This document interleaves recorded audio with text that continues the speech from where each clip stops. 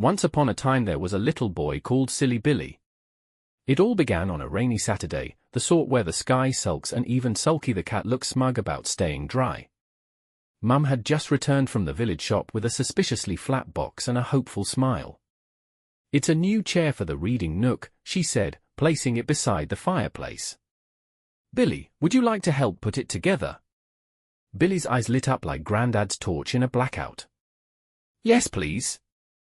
"I'm brilliant at building," he declared, puffing out his chest like Jock the cockerel on bin day. Dad raised an eyebrow. "Just remember, son, it's not about how fast you screw, it's about where you put it." Mum coughed into her tea. Billy tore into the box like it was Christmas morning. Out came planks, pegs, and a paper with pictures that looked like a treasure map drawn by a pirate with a wobbly hand. "I don't need instructions," Billy said confidently. "I speak fluent Allen key." He got to work, tongue poking out in concentration, while Sulky watched from the windowsill with the expression of someone who'd seen this sort of thing before. Billy hammered, twisted, and tightened with great enthusiasm, occasionally on the wrong bits. "It's all about confidence," he muttered, screwing a leg into what was clearly the seat. Mum peeked over. "Are you sure that's the right way up, love?" Billy beamed. "Absolutely. It's a modern design. Upside down is very in." Dad chuckled. "Well, it's definitely a statement piece. Just not sure what it's saying." By the time Billy finished, the chair had 4 legs proudly pointing skyward like a startled hedgehog. He stood back, hands on hips. "Ta-da!" Mum blinked. "It's bold, it's avant-garde," Dad said diplomatically. "Very, bottom forward." Billy grinned. "I call it the sit-upon surprise." Even Sulky gave a slow blink of approval, or possibly despair. Billy's upside-down chair had become the talk of the living room. Mum had tried placing a cushion on the underside, but it kept sliding off like a buttered crumpet. Dad attempted to perch on it sideways and nearly did the splits. Sulky refused to acknowledge it altogether, choosing instead to nap inside the empty box like a feline protest. But Billy was undeterred. "It's not a mistake," he insisted. "It's a new kind of sitting. You don't sit on it, you sit under it." Mum blinked. "So, it's a chair for bottoms that don't want to be seen." "Exactly," Billy said. "It's a shy chair." Dad chuckled. "Or a cheeky one." Billy dragged the chair into the hallway, where the acoustics were better for dramatic announcements. "Ladies and gentlemen," he declared, "I present the world's first upside-down chair. It's perfect for hiding, sliding, and bottom bouncing." He climbed underneath and began bouncing gently against the seat, which now served as a springy roof. "It's got bounce-back technology," he explained. "For when your bum's had a long day." Mum raised an eyebrow. "Is it ergonomic?" Billy nodded. "It's bum-friendly. And if you fart, it echoes." Dad snorted into his tea. "That's what I call surround sound." Billy continued his demonstration, crawling in and out like a mole with a mission. "It's also a tunnel, a fort, and a bottom bunker. You can even do yoga under it, look." He attempted a downward dog, got tangled in a leg, and ended up with his own bottom in the air. Sulky watched from the stairs, tail flicking in judgment. Grandad wandered in, peered at the contraption, and said, "Ah, the old inverted posterior perch. I built one in '72. Used it to store biscuits and avoid Aunt Maureen." Billy gasped. "You're a pioneer." Gran arrived with a tray of lemon drizzle cake and paused. "Is that a chair or a cry for help?"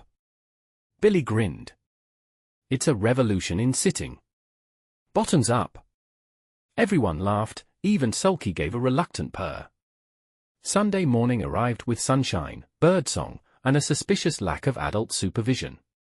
Billy had decided his upside-down chair was too brilliant to keep indoors. "It needs fresh air," he said, dragging it out the front door like a determined snail with a sofa. Jock the cockerel strutted beside him, puffed up and proud. "Where we tarkeen this masterpiece then, Billy boy?" "To the village green," Billy said. "It's market day." People need to see it. It's a public service. Jock flapped approvingly. A throne for the common bottom. They set up beside Gran's jam stall, where the chair immediately drew attention. Is that a sculpture? Asked Mrs. Puddlewick, peering over her knitting.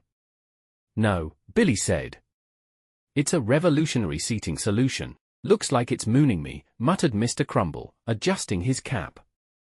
Billy climbed underneath and began his pitch. It's a chair, a tunnel, a yoga aid, and a bottom bouncer. It's got legroom in all directions. And if you sit wrong, it corrects you, with dignity. Jock added, it's got built-in ventilation. For breezy cheeks. A small crowd gathered. Gran handed out lemon drizzle samples as Billy demonstrated the reverse recline, which involved lying on his back with his feet in the air and his bottom gently resting against the seat. It's very grounding, he explained. A gust of wind blew through, lifting Billy's dungarees slightly and revealing his mismatched socks. It's also a sock display stand, he said, unfazed. Mum arrived just in time to see Billy mid-pose, legs akimbo and bottom framed like a gallery piece. Billy, she gasped. What on earth are you doing? Marketing, Billy said. It's called brand exposure. Dad wandered over, sipping coffee. Well, you've certainly exposed something. Even Sulky had followed them, now curled under the chair like a furry endorsement. By noon, Billy had 3 jam jars, a button, and a half-eaten biscuit in his tip jar. I'm basically a bottompreneur, he said proudly. Gran winked. You've got cheek, love. That's half the battle. Back home from the village green, Billy was riding high on his newfound fame. I'm basically a local legend, he said, dragging the upside-down chair back into the living room. People were queuing to look at my bottom. Mum sighed. They were queuing to buy jam, love. Dad chuckled. Still, you've made quite the impression. I haven't seen that many raised eyebrows since Gran tried yoga in the conservatory. Billy plopped down beside the chair, suddenly thoughtful. Do you think it's too silly? Mum knelt beside him. Sweetheart, silly is your superpower. But maybe it's time to think about what the chair wants to be. Billy blinked. Chairs have dreams. Of course, said Grandad, appearing with a screwdriver and a biscuit. Some dream of being thrones. Others just want to hold a bottom without complaint. Billy stared at his creation. Maybe it wants to be right side up. With solemn ceremony, the family gathered round. Billy flipped the chair, adjusted the legs, and tightened the screws with Grandad's help. Dad held the instructions upside down for symmetry, while Mum offered moral support and lemon drizzle. Sulky supervised from the mantelpiece, tail twitching like a metronome of mild disapproval. Finally, Billy stood back. The chair was upright. Proper. Proud. He sat down. It didn't wobble. It didn't bounce. It just held him. Everyone clapped. Even Sulky blinked twice, which, in cat terms, was practically a standing ovation. Billy beamed. I did it. I fixed my screw-up. Dad ruffled his hair. You turned it around, son. Literally. Mum smiled. And you learned something important.